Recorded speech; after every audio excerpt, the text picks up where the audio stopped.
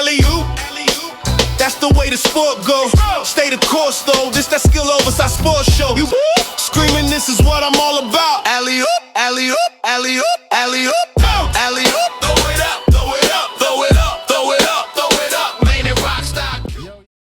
Yo, what up, what up, what up? This certified legend main event. This is the Alley-oop Sports Show, not your ordinary Alley-oop. And it's your boy Rockstar Q. You know how we do, everybody. Hey, Rockstar. What up? Taking one from your book today. Yo, we outside. I got a special guest today. I'm gonna let him introduce himself. What's up, family?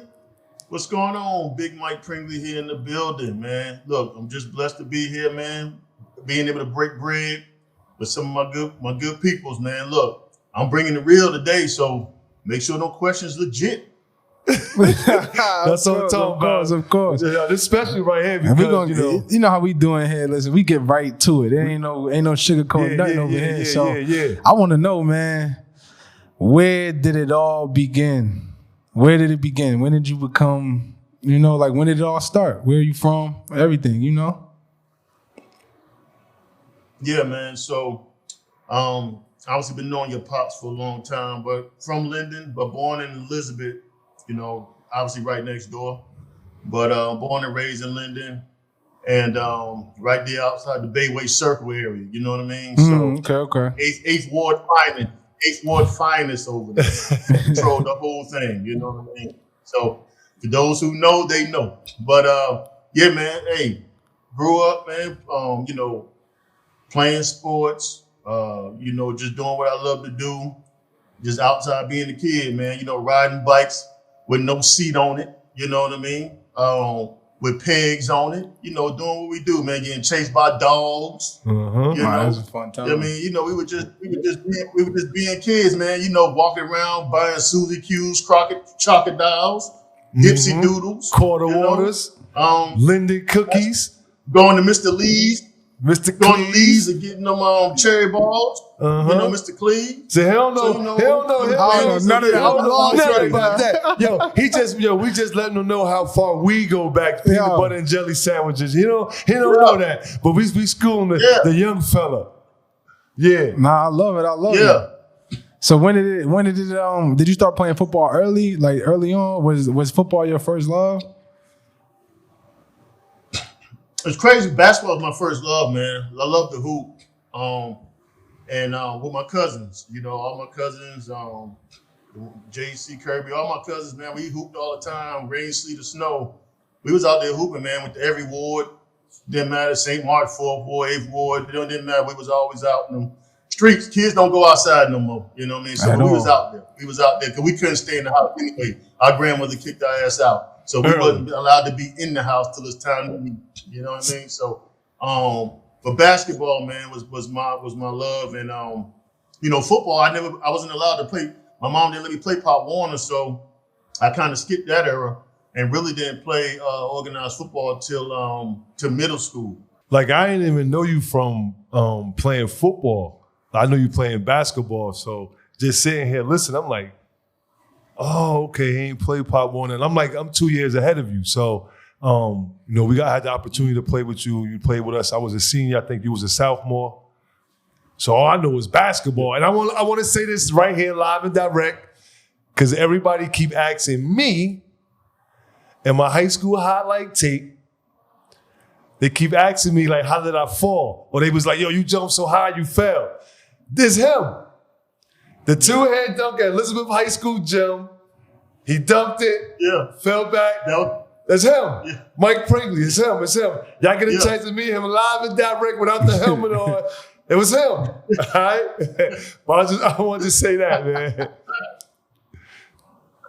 Hey, let me tell you something, man. Hey, it's actually on YouTube, man. I watched because it's on your highlight thing. So I watched it not too long ago. Word, yo. I'm clipped in your little highlight joint with that dunk. And bust my ass at that dunk, you know what I mean? So, hey, I was just so happy to get a breakaway dunk, you know what I mean? Hey, that was mainly you. I was like, damn, what am I doing with this thing? Okay. When I got up there, didn't know what to do with that thing. Boy, I know I fell back. It went in. It went in. It went in. That's all that mattered. We definitely got the two. Hey, Mike, let me ask you this, because, we growing up, we going, like I like to say, through the journey. What was your household like? Did you have both parents? What was it? Was it a strict household? Was you able to move around, or did you move around against will? Like, what was that like growing up in your community? Well, it was I had a two-parent household, man. Obviously my father, stepfather, but really my father, he raised me since I was like 5 years old, man. He was a police officer at Roselle, so everyone knew him pretty much, around the way. And mom worked as well at that time. She worked in Newark in the bail bonds industry there, but it was strict to a point because he was kind of firm. I've been punished on Christmas before. Couldn't ride a bike. I couldn't go outside the gate on Christmas Day. So yeah, I've been down that road. But no, it was strict. But I was able to move around. I played so many sports, man. Whether it was AAU basketball, traveling, and whether it was football. So I stayed busy all the time with multiple sports. You know what I mean? So. That's kind of what kept me out of the out of that street life too. You have any siblings? Yeah. My brother Dwight, who played he played football up there. He went to Linden High School too. He played at Southern Connecticut, and then my sister Jennifer, who's a teacher. She's been a teacher for quite a while now. She's out there in Perth Amboy, but yeah. So I'm the oldest, and. But yeah, man, we had fun, man. But yeah, it was definitely some structure and discipline within the household. Had a lot of cousins, man. A lot of cousins, which was pretty fun. I never got an opportunity. The reason why I asked your upbringing, I never got an opportunity. Like I say, we go through this journey.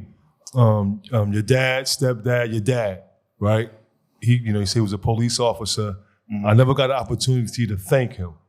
And what I want to thank him is for, at the time, I was upset. And I'm like, man, I was basically doing something I wasn't supposed to be doing. He had to arrest me. And I don't know if he ever told you the story or you know about the story, but when he brought me into the precinct. I know all the stories, man. Yeah. So when he brought me into the precinct, I think the chief at the time, I was playing in a league with them. And he was like, I got Wiley Dixon or whatever. And he was like, did you have to arrest him? He was like, I had to arrest him. Whatever. But at the time I was upset, but I have to thank him because I ain't never want to be in nobody else's precinct. I ain't never want to be in no handcuffs. I never wanted to be caught up in that situation. So it was like at that time what we would call tough love. He knew exactly who I was. I was a senior. And like I said, I was doing something I just wasn't supposed to be doing. And it cost me getting arrested up there at the Roselle precinct. I remember I made a call at home. My sister Gloria, she said, told my mother, hey, go get Ski, because they called me Ski. Go get Ski. And she was like, I'm not going to get him, because if he did something, and if he was in the right, he would have called me. And she was absolutely right. So my sister was like, yo, he got a test tomorrow. Mom, you got to go get him. But my pops wound up coming get me. But I want to thank your dad for, I broke the law, for maybe he couldn't. Maybe he didn't have to arrest me. Maybe he could have gave me the talk, gave me the ride down the street. But that helped me not want to be in those bracelets and be in nobody precinct. You know what I mean? So I thank him for that. Yeah. Well, let me tell you something, man, and I appreciate that, man. But you don't feel bad about that, Wade, because hell, he had to arrest family members too. And one thing about him is that he was gonna stand on business, man. Like he wasn't gonna just, he'll give you. He used to give some family members warnings. Like if he was getting ready to be erased from time to time, he gonna just tell you he gonna give you some hints. Now it's up to you whether you gonna still be there by the time the cavalry show up. So, hey, but now he'll have family members mad at him too now because, like I said, he done arrested cousins and stuff, man. But he wasn't going to jeopardize. He wasn't going to jeopardize, what he stood for behind that badge. He was one of the good ones. You know what I mean? Mm-hmm. Absolutely. And he did a lot of, and that's why a lot of people respected him. That's why a lot of people respected him. You know, you know, very few of those good ones, man. But he was gonna stand on business when it came to that, man. It wasn't gonna be. And then it was a lesson he used to tell me, man. You know, one time he drove me in a police car. He put me in the jail so I can feel what it felt like. You know, just kind of being in there for a little bit. But you know, man, he was gonna. It was life lessons, man, too, that he was trying to show everybody, man. You can't just be doing stuff crazy out here and not have no consequences behind it. That's right. And I'm from South Carolina. My mother, your grandmother, my sister at the time, her boyfriend was a guy named William Singleton. Shout out to Will. And he was an officer in Sumter Police Department. And I was getting in so much trouble to where I noticed I'm the only one getting dropped off in a police car to go to school. And you talking about elementary. So that was crazy. So, but I was, like I said, when you're going through these things, but when I look back, and my mother said she just wanted the best for me. She wanted me to not get in trouble. She wanted me to feel what it felt like to be in back of that police car with that plastic seat. You know, the same thing with your dad. So I thank her. Hey, mom, I get it now. I get it now. You know what I mean? Mr. Pringley, I get it. Right. Thank you. So I definitely feel what you're saying. Mr. Bailey. Mr. Bailey, that's right. Mr. Bailey, absolutely. Mr. Bailey, word, man. So let's get into it. I mean, so you started playing football in middle school. So what was your first years like in high school? After that, after you got, a little taste of the middle school action, your first taste of high school football, what was that like? Yeah, it's crazy because, like I say, with basketball, man, I think I went right to, I didn't play freshman. I jumped right to, like I said, I went right to varsity. So I played JV in 9th grade. I played JV in basketball. And then I went to varsity in 10th grade. But then for football, I played,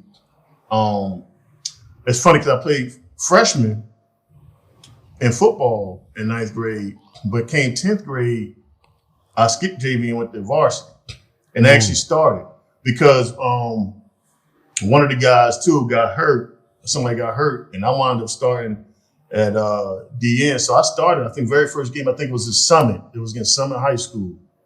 And it's on VHS somewhere though. You know, we got it. It's at the crib. But yeah, Summit High School when it all started in sophomore year. So I had started 3 years of varsity and football. You know what I mean? I had a sorry number 2 the sophomore year. I had number 20. Sorry. That's number. bad for football. That's a sorry number? Yeah, man. I played DN, so I had to change that quick. So I quickly became number 91 after that year, after my sophomore year. So I had like 4 sacks or whatever. I was just getting going. And then that next year I really took off. Like they're going into junior years when I took off and had a couple back-to-back 13 sack seasons, junior and senior year. So we got to get into that too. We got to get into that. So you're the original 91? I'm the original 91, bro. Yeah, let's talk about it. No, I'm asking. Shout out to my little bro Mo. I thought 91. So that was you shrined that first. That you. I got the jerseys at the crib right here. I got the original jerseys, both of them, all 3 of them, matter of fact.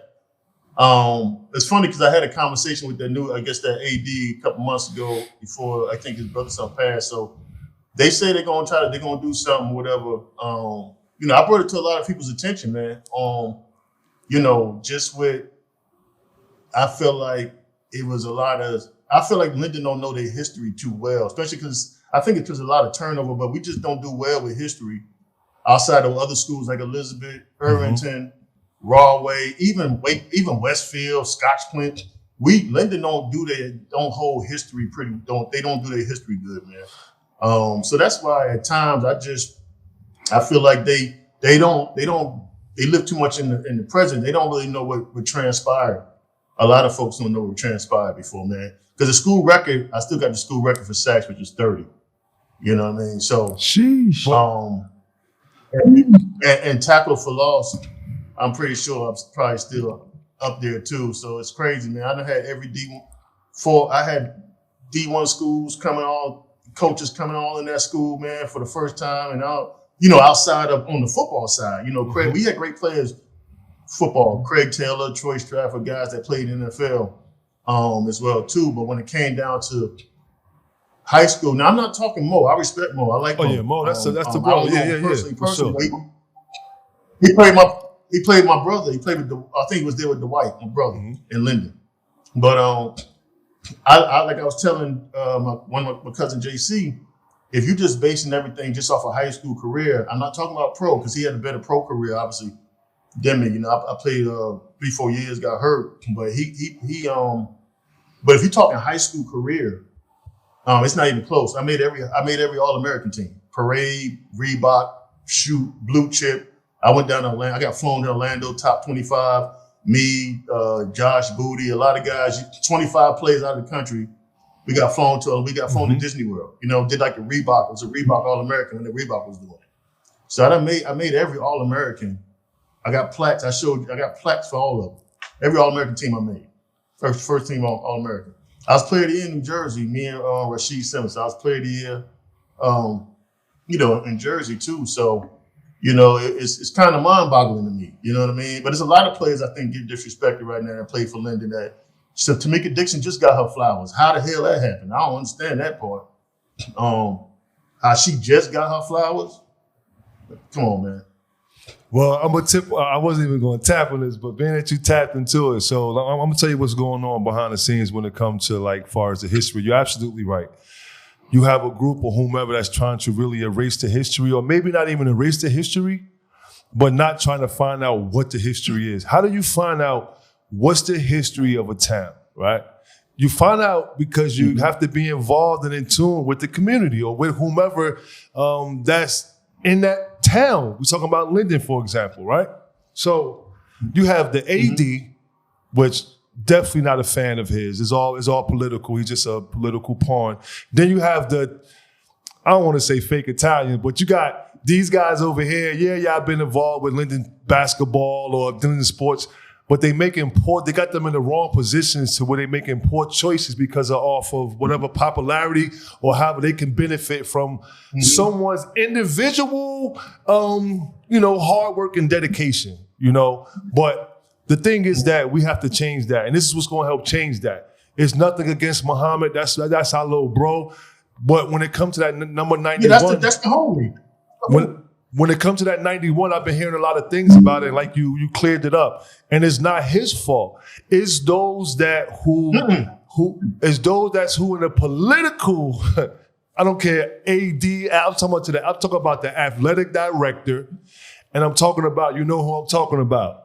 The Cadillacs, yeah, you know who I'm talking about. Yeah. You know who I'm talking about. You got certain people who's picking these players without. Why Kelvin Johnson not in nothing? Like, come on, man. It's so many players, and I'm not talking about me. It's so many players, right? That they just don't. Roger Chanel. Come on, God rest my bro, Roger Chanel. Come on, man. Troy Stratford. Big Rod, God rest your soul. God rest your soul. Troy Stratford don't get enough love. Craig Taylor don't get enough love either. So, like I said, it's the ones, whatever your thoughts is, I'm with you on your thoughts, is you have people who, they don't know the history. Like you said, they just don't know the history. They don't know the history. And it's hurting the town's history. It's hurting the town. Like, why you don't have nothing about every athlete, not just basketball, every athlete that come through Linden High School sports should know the history of the Givens family, the 5 brothers who was letterman in all the sports. That's like unheard of.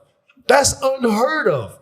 If they was down with the good old boy system, it'll probably be statues of the Givens brothers in front of wherever. You know what I mean? So I'm with you on that. I'm with you on that. And, salute to those who got their flowers or roses or whatever it is. But this right here is the real roses where we could, you know what I mean? We know what it is. We know what it is. We know what it is. Yeah. And I got love from a couple years back when I put it out there.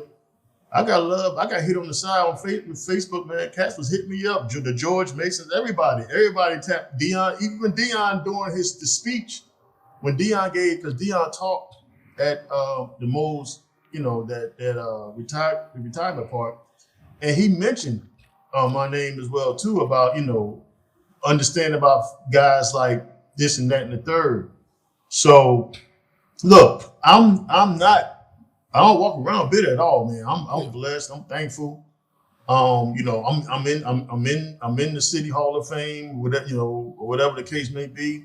But that number meant, put like this, that number 91 obviously was carried through my career. I took it to UNC. I was number 90, that number 91 with the UNC for 5 years, redshirt year, 5 years, year one. And when I got to the pros, I can't get number 191 because the Pro Bowler had it. So I had to get number 92. You know what I mean?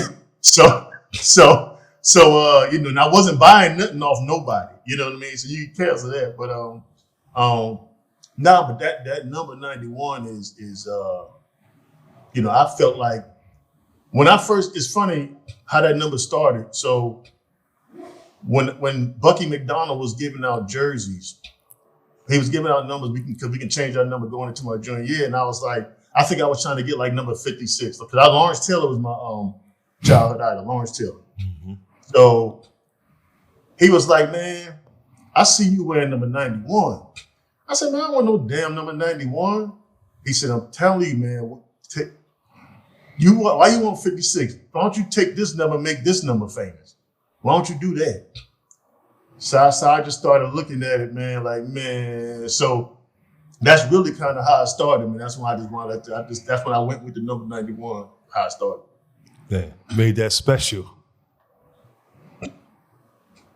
So you ended up going to UNC. So you chose UNC straight out of Linden, correct? Yeah. Okay, mm-hmm. So what was that process like? I know you were All-American, you was top athlete, you had all these schools coming in. Yeah. What was your top five? Like what was it like, the recruiting at that time? It's a good question, man. At that time, obviously wasn't too much NIL involved, because that would have made my decision a lot different. You know what I mean? That's a fact. I'm talking about a lot different. I might have been over there at Rutgers with your pop. If they would have came with the bag, right? You know what I mean? Yes, sir. So but don't get me wrong. I know it's a couple guys who got some NIL low key. It wasn't NIL because some schools they chose was a head scratcher. I'm like, man, what the hell are you going to Iowa for? And you were the top player in the state of New Jersey. But anyway, I digress. But no, I can't. I had. Like I said, man, I was blessed, man. It's been times when I was in Linden High School, man. I would get called down to the old. We used to have across from the gym. There used to be an old automotive room. I don't think it's still there in Linden High School. They would set up a desk in there for me because I would almost every other day I would have a college recruiter of some sort there. So I would have to have my meetings in that room. Okay. So one time I had like five schools.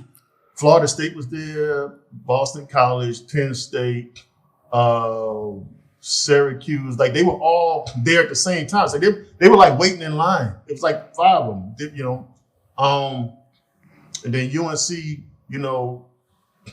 it's crazy because UNC wasn't even on my radar, man. Especially because everybody know UNC for hoops, obviously. Mm-hmm. But what I started paying more attention to UNC probably in '93 when I was a senior, and I watched them in a bowl game, and I not only were they were pretty and everything out there, but they were playing like relentless, just fast, relentless, and then they talk about the head coach Mac Brown, who I ain't really know too much about, but then we played Elizabeth one night. We played Elizabeth, and Wally, you may remember. I don't know if you remember. Dwayne Morgan. I think Dwayne Morgan was a tight end for Elizabeth. He played basketball too, though. Yeah. So Dwayne, he went to Syracuse, by the way, I think. But the guy who recruited me for UNC was there in Elizabeth for that night game to see Morgan. After that game, which I had 4 sacks in, is when they started recruiting me real heavy, UNC.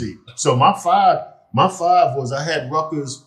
I put Rutgers in my five because Doug Graber, man, who was the head football coach at Rutgers at the time, man, he pretty much begged me. I already knew all about it, but I used to go, I had my cousin Malik and Jamil Jackson, who played football at Rutgers. So I used to always go to Rutgers games as a kid anyway. So Rutgers, I had Notre Dame, Miami, I had UVA, University of Virginia, and North Carolina. That was my final five. And I took 2 out of those 5 visits. Because I went to UNC second, and then I committed, and then the rest was history. Okay. So that was a journey right there. So going into college, I mean, freshman year, new blood, new scenery, definitely not Linden. How was that coming in, stepping on the campus? I mean, you was the man on campus, obviously coming in high as a high recruit. So it's a lot of expectations. What was the pressures like? College is a reality check, bro. Everybody's All-American. Everybody's best player on their high school. Everybody is a top this and that and third in the state. When you get to college, you've proven yourself all over again. And your father know this. You've proven yourself all over again, especially on the football field because, when all the freshmen come in, you watch everybody highlights, from their schools, their respective high schools. Yeah. But when you get on that football field and you put that helmet on, the dude who wasn't an All-American is trying to knock the hell out of you because he's trying to get him some stripes too. You know what I mean? So it's college football was awakening for me when it came to practices. So it definitely was night and day from high school to college practices because it was times where I thought my ass was going back to Linden. You know what I'm saying? So it was another level, man, just with the intensity. It was real two-a-days. Obviously, I've been 2-a-days in high school, but 2-a-days in college, man. That's the first time I ever got in a cold tub full of ice. I ain't really never had to do all that because your body's so beat up. But it's just different level of intensity, man. It was just constant getting after it. But you learn early, man. Either you're gonna get it or not, because there's some guys that couldn't get it. So, but UNC was a hell of an experience, man. I had a blast. I went to school with the Stackhouses, the Rasheed Wallaces, the Vince Carters. I was there with all them boys, man. So we won a lot of football games too. We were really good when I was there. So I was blessed, man. I picked that school. We won a lot of games, man. And people, I remember when I committed to North Carolina, I went back to Linden, and because Michigan, like I said, Michigan wanted me a lot. They were like, man, why the hell you choose North Carolina? That's a basketball school. Even I remember the coach. I said, man, y'all just don't understand. See, the strength coach too was off the chain at UNC, and I had heard of him. He was at the University of Colorado, and Colorado won the national championship when they had Eric Bieniemy and them boys. Mm-hmm. So I knew he put folks in the league. So, but they ain't know. I knew that choosing that school was the right thing for me. So going into UNC, you obviously did your thing. Y'all balled out. What was it like going into? I guess when you finally, what was that moment that you had where you was like, I arrived. I finally, I'm here. Like It was probably doing one of the practices, man, to be honest with you. It was times because, when I got to Carolina, I was considered big in high school, but hell, I was 220, 220 pounds, 6'4" when I got to UNC. That's not really big for a defensive end. That's basketball. In college. So yeah, that's 220. I was strong, but I was strong enough to get someone off me, but so 220. So I had to get on the weight program, and so really I gained like 20 15, 20 pounds every year. But you know, when I felt like when I was able to like you know, strike a guy or pass rush a guy and kind of do some things and once I started hitting the weights and really attacking that, and then you can feel it. You can feel it. You know that you can play in this level.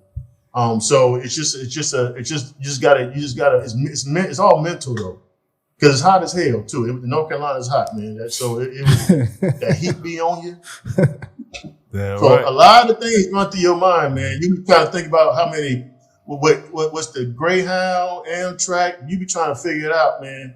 What's the best way to get up out of here? So I heard you had a nickname out there. What was that? Man, I got a couple of them. One was P Lazy and Big Prank. What was the second one? P Lazy. See, man, the thing about P, man.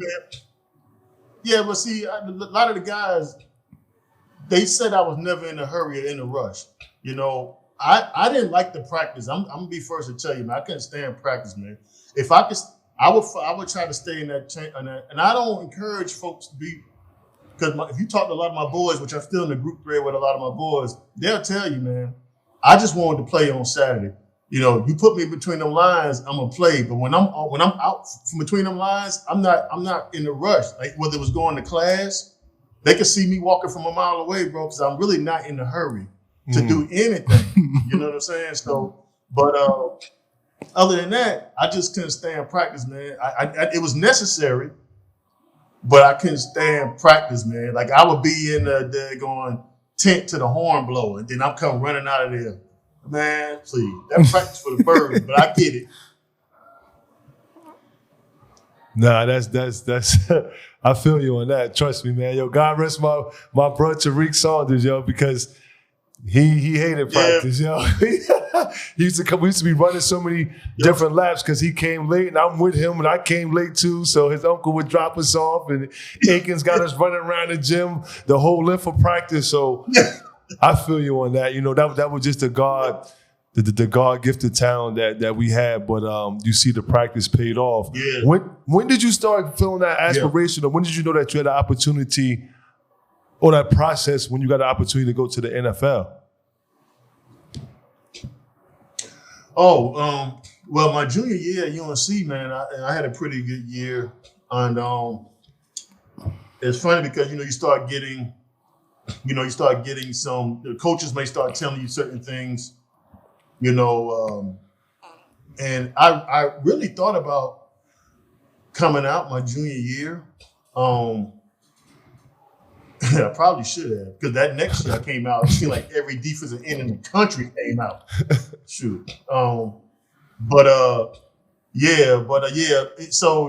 you start getting, little hits in there, you start getting like runners, like agents, you start getting, folks, tiptoeing around and stuff like that, then you're doing something.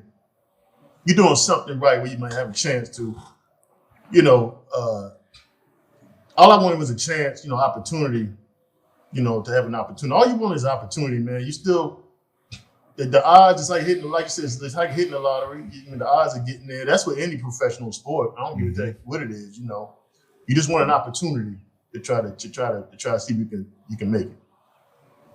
So during your time, like getting ready for the draft and everything, preparing for all of that, what was it like? What was it like the process prior to getting those calls? Like, what was it like? I know it wasn't like how it is now.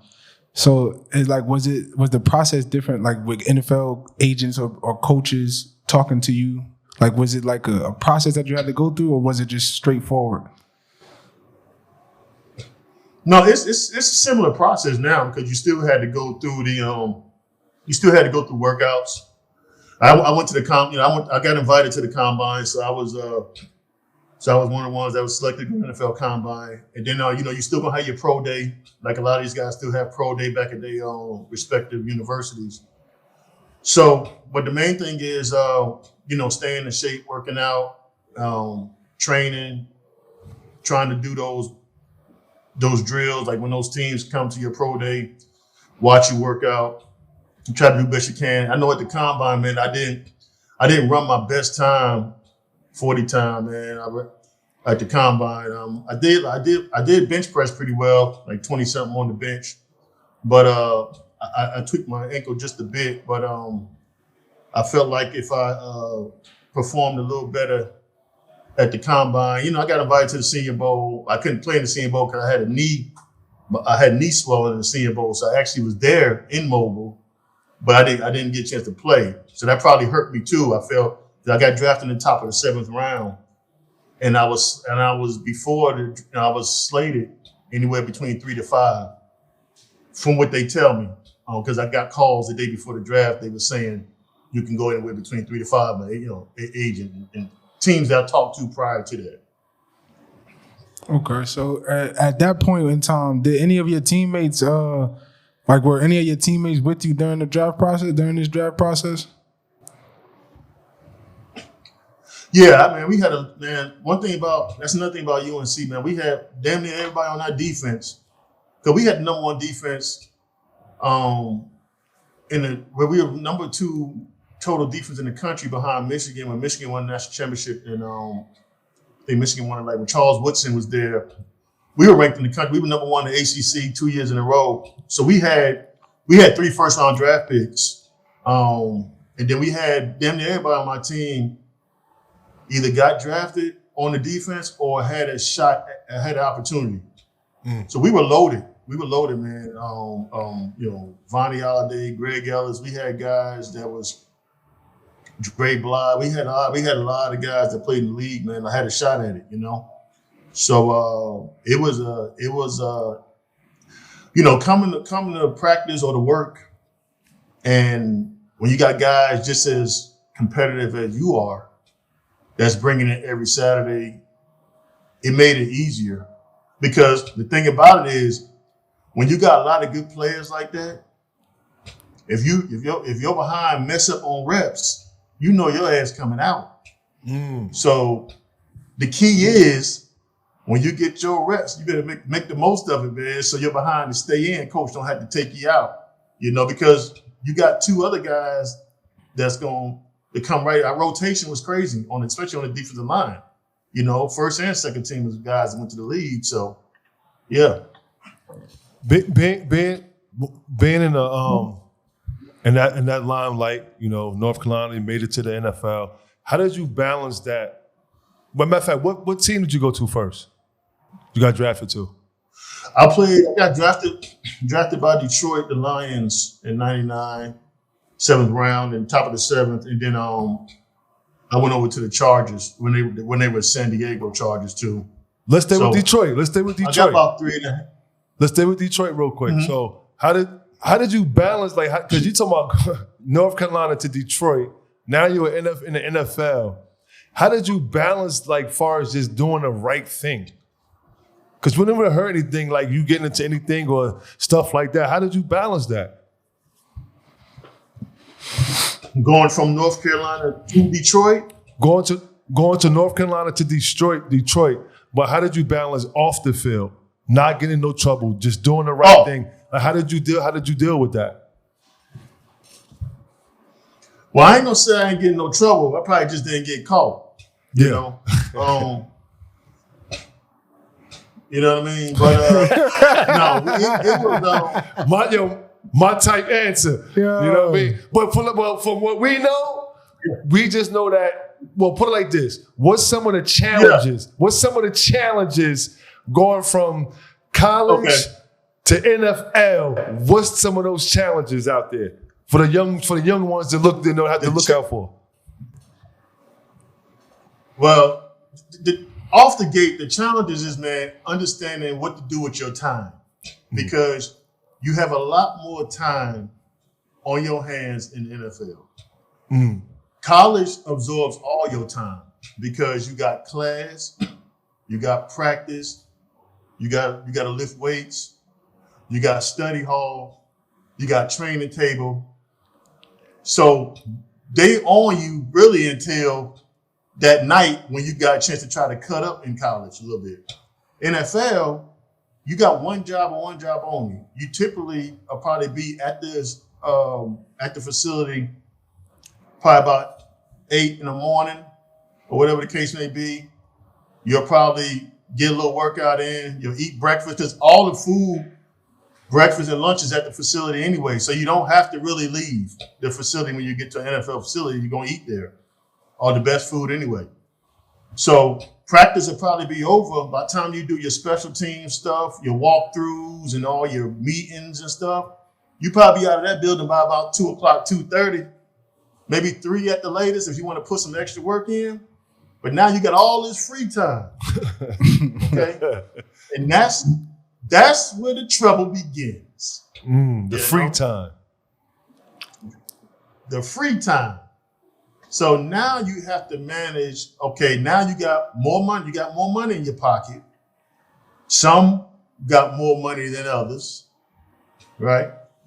I, on the other hand, was pretty frugal because I knew what I could do, what I couldn't do. I knew I can't really hang with this guy. He in a different tax bracket, okay? I got to stick with my guys over here who are in my tax bracket for now. Unless they invite me out that other tax bracket, I ain't going with them. I got to be invited. That I know they're gonna cover all expenses. You know what I mean? Which at times was the case. When one of my big dogs, like one of my, like I said, the Pro Bowler, he would play defensive end. My boy Robert Forshade, he would invite me to hey man, you want to go to the fight or whatever, man? Don't worry about anything. I've had a limo come get you. What up, blase? We're gonna be sitting in the front row. My first question was, do I got to pay anything? Nah, man, you good. You good. You know what I mean? So no, but yeah, so it's just managing time, man. And then then you got like you said, you got the money. Then with money, what comes with the money, you got the females you got to watch out for, and then you playing that game. Because let me tell you something, man. Real life stuff don't just happen in Linden on St. George Ave. It happens in the pro life too, because there was a time we were when I was in Detroit and we was walking. We used to be at a park. You park in the security gate and you park right outside the stadium, and then we walk into the tunnel. So all of our cars are now. We had the security guard who was like Otis from Martin. Low key, he was never on point. You know what I mean? So we walk in, and every time we walk, whenever you walk to practice, you got to walk past the vehicles. So we walk in from practice now, and one of the old linemen noticed his Jeep had orange spray paint on it that said "F-U."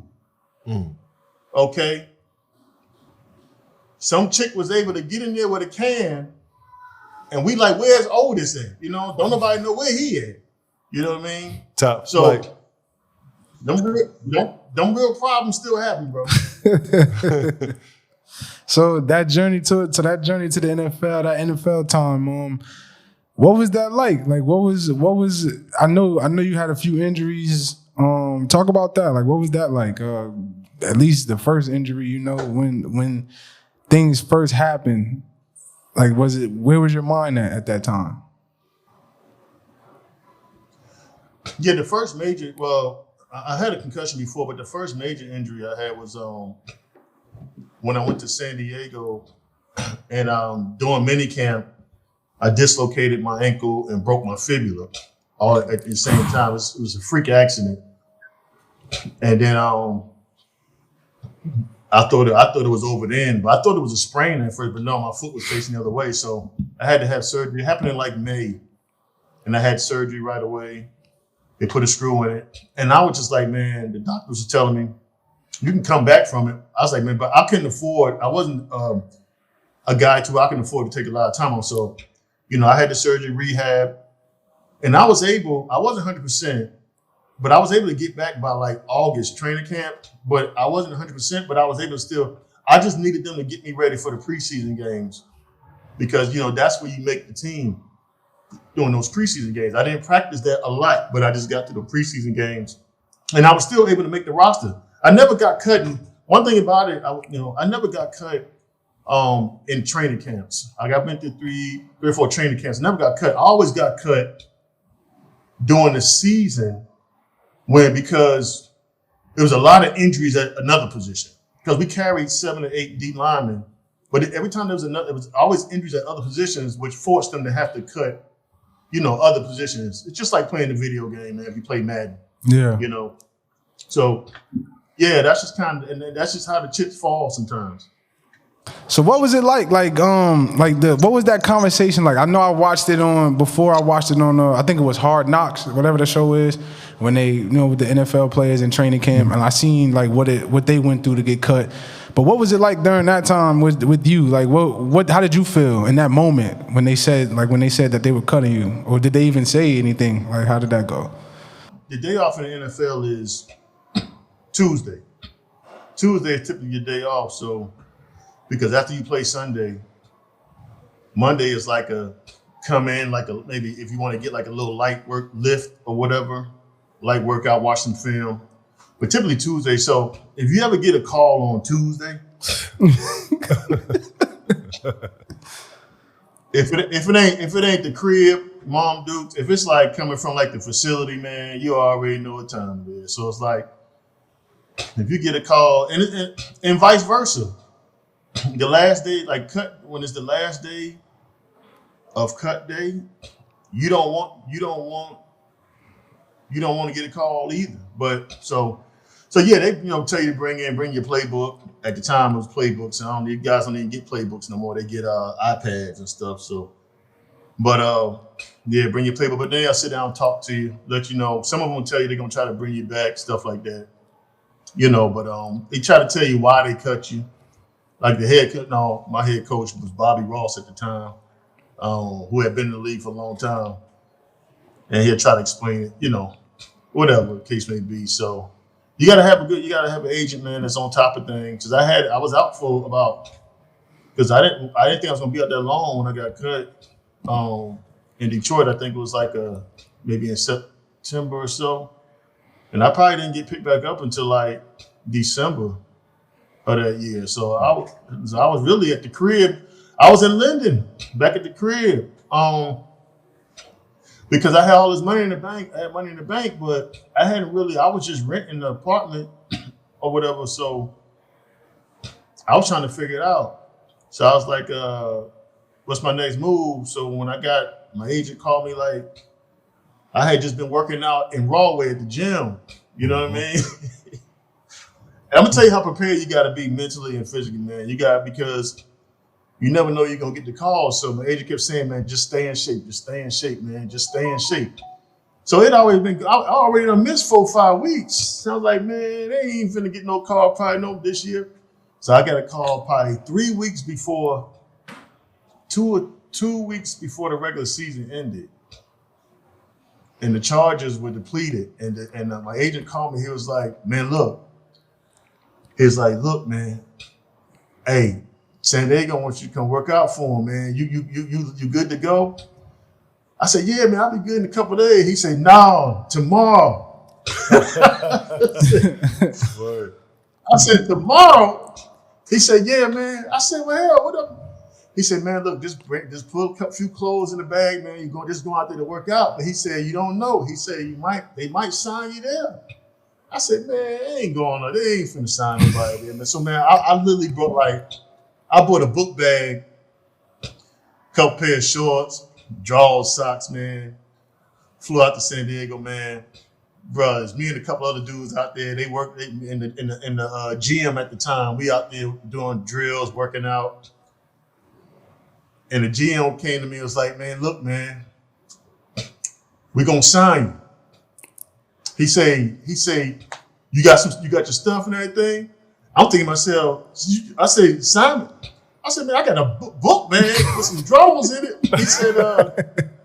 He said, yeah, we gonna sign you. I said, so I ain't going back to Jersey. No, we gonna put you in the hotel down the street, right here.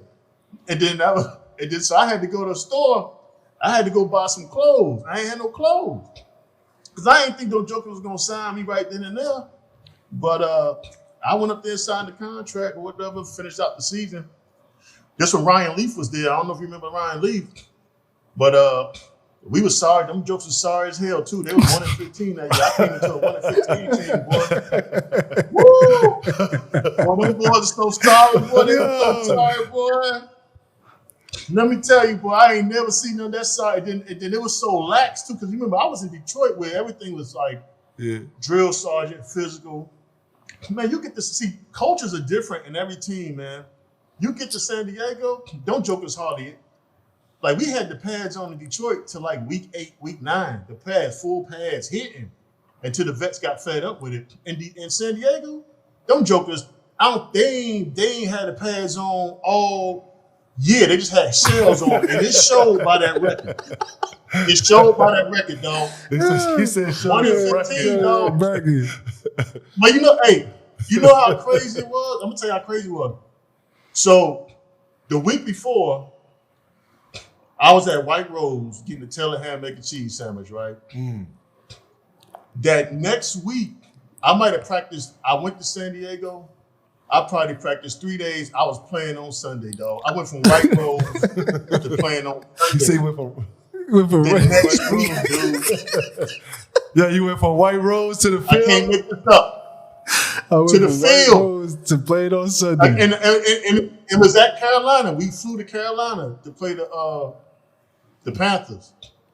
We played the Panthers, and I played, dog. Like I played. I was like, "Yo, this is crazy." And my body was still kind of rusty. My body still hurt. You know what I'm saying? I'm like, man, this is. But I'm on the field, dog. I was like, this is crazy. But yeah, you got to be ready, man, at all times, man. You got to be prepared. You just don't never know. I got one more question for you. This is the big question right here. So, out of your whole career, what was your like defining moment? Like, what was the moment to you that really just will stay for you forever? You talking playing wise. My defining moment, man. I grew up I grew up a Giant fan. I was a Lawrence Taylor fan, but I used to love Randall Cunningham too. That played for the Eagles, played quarterback for the Eagles. Randall Cunningham. Yes, sir. And at the time when I was at Detroit, Randall was with the Vikings. He was at the tail end of his career, so he had already been in the league for a minute. So I sacked Randall Cunningham. You know what I'm saying? I couldn't believe it, dog. But he wasn't the Eagles Randall Cunningham. You know what I'm saying? They don't gotta know that. But damn it, he was Randall Cunningham to me though. You know what I'm saying? That's a fact. I like that, yo. That, like you said, they ain't gonna ask you which Randall Cunningham. That's right now in 2026. Yeah. My bro, yeah. Mike Pringley sacked Randall Cunningham. I want to ask you this before we go. Yeah. What's life like for you right now? Do you have a family, children? And where you at now? Yeah. Where you live at now? Where you residing at? I'm right outside of Chapel Hill, North Carolina. So I'm still in the Carolinas, man. So I had lived down in Florida for like 10 years when I finished playing. I was in Orlando, and I've been living here back in Carolina about 16 years. Married, got 4 beautiful kids, including my stepdaughter. My son is 21. He lives in Texas and Houston. Going to school, working, man, doing really good. Got my 14-year-old, 10-year-old girls who are very involved in all the sports, man. Track, volleyball, soccer. My 14-year-old, she's actually ranked. She won as a freshman in high school. She broke the discus record, and then she was all state and won the MVP of the conference. So she does AAU. They both do AAU track, and so they travel and do stuff. So yeah, man. So I stay busy, man. Kind of on seeing their dreams, come true. Love it. And with your journey. Would you have done anything different or any regrets?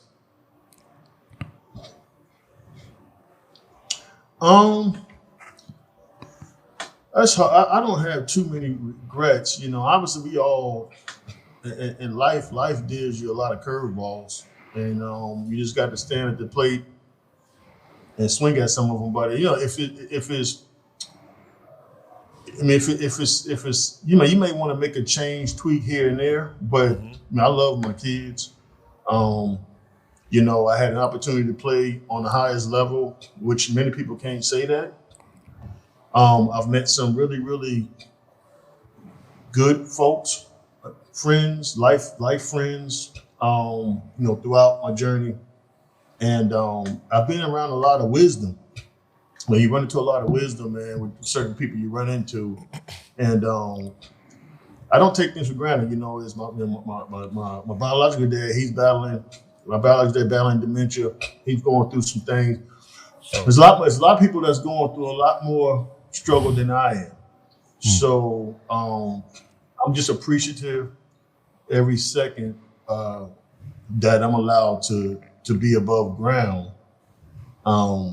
as well too, man. So I'm gonna leave y'all something. I try to stay as stress-free as possible, but so my mindset is, bees don't waste time trying to convince flies that honey tastes better than shit. So that's I like that. the easy way to. That's the easy way to flow through this thing. Can you repeat that? Huh? Repeat that.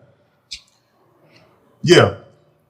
Bees don't waste time explaining to flies why honey tastes better than shit. So I don't waste my time on stuff that just don't make sense, man. I'm gonna use my brain cells I have left to focus on things that needs to be focused on, if you know what I mean. So how we doing this show? Like at the end of I'm still in my Pops flow right now. So it's the time where you could talk about anything you got going on, anything upcoming. This is your opportunity to shout anybody out. Just your time right here. You go, boss. Yeah, man. Look, man. Shout out to y'all, man, for what you're doing, and even with Maine and what Maine has done. Maine has transcended a lot of folks, man. Growing up, I still remember when Wilbur Akins kicked Maine off the team, and we looked at him and said, "Man, what the hell we got going on, man? What's going on here? What we doing?" Talking about, man, yeah. So I said, yeah. He quickly reeled that back in though. But shout out to what you. I mean, and obviously he's raised a hell of a son too. And then Appreciate that. What my cousin's doing behind the scenes. But yeah, man. And shout out to my family. My mom, Bobby Bailey, my stepfather, who we talked about. He's having. He's dealing with a few things himself. But shout out to them for their support. And, just my cousins, shout out to all my cousins, man, because growing up around my cousins, man, it made us, different when it comes to just being tough-minded. Shout out to my grandmothers who wasn't having none of the BS, you know what I mean? So, real big mamas. I got my one big mama left on my mother's side. She's 95.